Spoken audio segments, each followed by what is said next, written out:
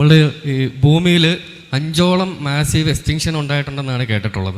അപ്പോൾ ഇനിയും അതുപോലെ ഒരു വലിയ മാസീവായിട്ടുള്ള എക്സ്റ്റിങ്ഷന് ഭൂമിയിൽ സാധ്യതയുണ്ടോ? ഈ ടെക്നോളജിയൊക്കെ ഇത്രയും ഡെവലപ്പായ ഈ കാലഘട്ടത്തിൽ, അതോ ഈ ടെക്നോളജിയും കവിച്ചുകൊണ്ട് ഇപ്പോൾ ഐസേജ് വന്നിട്ടുണ്ട്, ഉൾക്ക വീണിട്ടുണ്ട്. അപ്പോൾ അങ്ങനെ ഉള്ള ഒരു മാസീവ് എക്സ്റ്റിങ്ഷന് അല്ലെങ്കിൽ മനുഷ്യരാശിയെ ഒക്കെ തുടച്ചു തരും, അങ്ങനെ ഒരു സാധ്യത ഉണ്ടോ? ഒരു എക്സ്റ്റിങ്ഷൻ ഉണ്ടോ?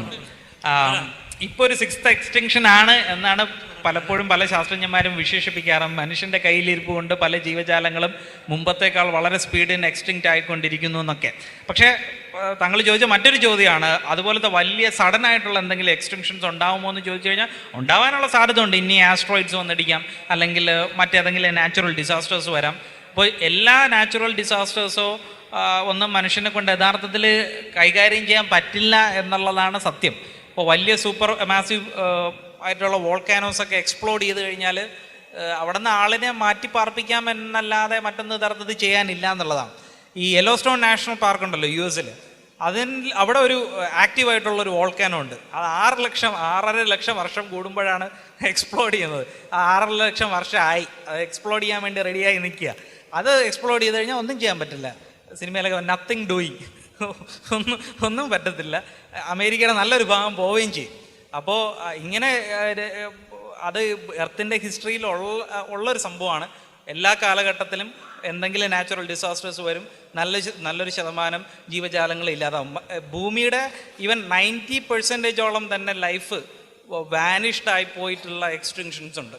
അപ്പോൾ ഇപ്പം ഇതുപോലത്തെ നാച്ചുറൽ ഡിസാസ്റ്റേഴ്സ് വരികയാണെന്നുണ്ടെങ്കിൽ ചില കാര്യങ്ങളൊക്കെ നമുക്ക് നേരത്തെ പ്രെഡിക്റ്റ് ചെയ്യാൻ വേണ്ടിയിട്ട് പറ്റും. പക്ഷേ എർത്ത് കേക്കൊന്നും അങ്ങനെ പ്രെഡിക്റ്റ് ചെയ്യാനോ അല്ലെങ്കിൽ വോൾക്കാനോ എക്സ്പ്ലോഡ് ചെയ്ത് കഴിഞ്ഞാൽ എന്ത് ചെയ്യാൻ പറ്റുമെന്നുള്ളതിനെക്കുറിച്ച് ഒന്നും. കുറേ ജീവി എന്തായാലും എക്സ്റ്റിങ്ക്റ്റ് ആവും, അതിനകത്ത് പേടി വേണ്ട.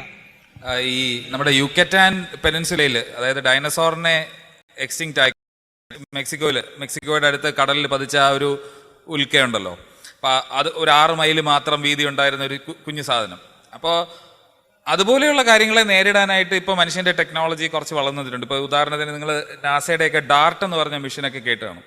അപ്പോൾ അതിനകത്ത് ചെയ്യാൻ പറ്റുന്നത് നമുക്ക് ഇവിടെ നിന്ന് ഇരുന്ന് കൊണ്ട് തന്നെ, കാര്യം ഇപ്പോൾ ആകാശത്തുള്ള വസ്തുക്കളെ കാണാനായിട്ടുള്ള പവർഫുൾ ആയിട്ടുള്ള ടെലിസ്കോപ്പ് ഉണ്ട്. അതിൻ്റെ ആ പാത്ത്, പ്രൊജക്ടൈലിൻ്റെ പാത്ത് എങ്ങനെയായിരിക്കും എന്നുള്ളത് നമുക്കറിയാം. അപ്പോൾ ഏത് വഴി വന്നു കഴിഞ്ഞാൽ ഭൂമിയിൽ പ്രശ്നമായിട്ടുണ്ടെന്നുള്ളത് മനസ്സിലാക്കാം. അപ്പോൾ അതിനെ ചെറുതായിട്ടൊന്ന് ഡിഫ്ലക്റ്റ് ചെയ്യാനൊക്കെ നമുക്കിന്ന് സാധിക്കും. മറ്റേ ആർമഗഡനിലോ അല്ലെങ്കിൽ വേറെ ഏതോ ഒരു സിനിമയുണ്ട്, അപ്പോൾ അതിനകത്ത് ഡീപ്പ് ഇമ്പാക്റ്റ് പോലെയുള്ള സിനിമകളിലൊക്കെ കാണിക്കുന്ന പോലെ നമുക്കിന്ന് അതിനകത്ത് പോയി ഡ്രില്ല് ചെയ്യുകയോ കുഴിക്കുകയോ അതിനകത്ത് കൊണ്ടുപോയി ബോംബ് വയ്ക്കുകയൊന്നും വേണ്ട. അത് സിനിമാറ്റിക് ആയിട്ടുള്ള കാര്യങ്ങൾക്ക് വേണ്ടി ചെയ്യുന്നതാണ്, നമുക്ക് ഇവിടെ ഇരുന്നുകൊണ്ട് ചെയ്യാൻ പറ്റും. പക്ഷേ അത് ഒരു കാര്യത്തിനുള്ള പരിഹാരം മാത്രമേ ഉള്ളൂ. വോൾക്കാനോയ്ക്കെതിരെ നമുക്ക് ഒരുപക്ഷെ നേരത്തെ പ്രെഡിക്റ്റ് ചെയ്യാൻ പറ്റും. ഒരുപക്ഷെ എക്സ്റ്റിങ്ഷൻ വളരെ പലരും പറയാറില്ല, ഈ സുനാമി വന്നപ്പോൾ ഈ ജീവികളൊക്കെ നേരത്തെ മുൻകൂട്ടി അറിഞ്ഞ് ഓടിപ്പോയി എന്ന്.